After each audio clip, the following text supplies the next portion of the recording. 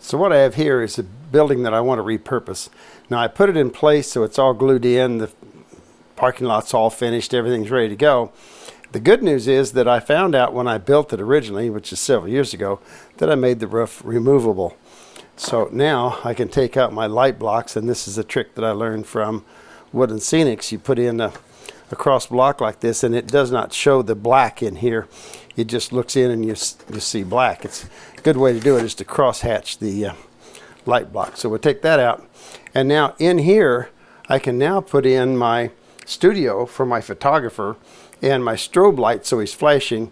And I'm going to label it for John Lowrance, my best friend out of San Antonio.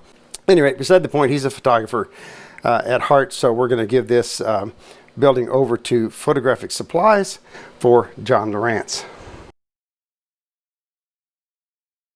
This building was actually built almost 40 or 40 plus years ago.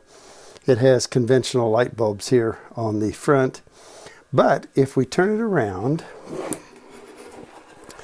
you can see technology from way back when. This is like young Shelton technology. Anyway, we have a Radio Shack strobe module there. That was a strobe light that you could put in your room or for a party or whatever, and it would go off periodically depending on how this potentiometer was set, either rapid pulsing or slow pulsing. Then I have a motor mounted up here, which I believe is at 6 RPM, and it's on this little knob which comes around, and let's get a screwdriver. It will trip this micro switch and turn the power on. Now, that's 110 volts because this strobe module actually worked plugged into the wall socket on 110. So this is turning the power on and off to my strobe light up here. The other wires that are coming out here power the other lights, the ones in front. There's a light inside my little module here with my photographer, and we'll turn that around so you can see it. I have a photographer in there, old-fashioned glass plate type, and he's shooting a lady up on an apple box there, getting a nice picture portrait of her. My strobe light is mounted, as you can see, back in there in such a way that it is between the windows so the viewer from the front cannot see it.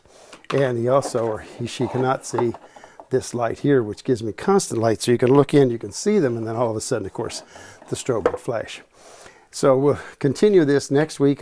This is kind of the teaser video this week. I'm gonna take all this out, show remounting it and using some older 40-year-old parts, but we're gonna mount them up, and we're gonna make that building that we saw at the beginning look great, because it's gonna have all of this stuff inside of it working. We'll change the signage out on the building that's in there on the layout, and we'll add the signage for John Lowrance, photographer. So stay tuned, and why don't you go out to your railroad room and let your trains put a smile on your face until we meet again.